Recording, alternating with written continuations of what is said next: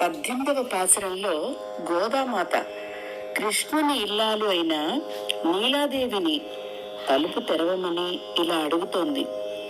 తెల్లవారింది, కోళ్లు కుక్కురుకో అంటున్నాయి, కోయిలలు కుహు కుహు అంటూ రాగాలు వినిపిస్తున్నాయి. నీకు మేనత్త కొడుకైన కృష్ణుడే మా వ్రతనాయకుడు. నీ సుకుమారమైన గాజుల చేతులతో తలుపు తెరవమ్మా అంటూ ఈ పాసురంలో అడుగుతుంది.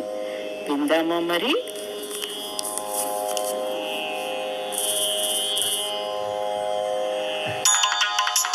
నీలాదేవి ఎన్నగలమా కృష్ణ బల పరాక్రమము నీ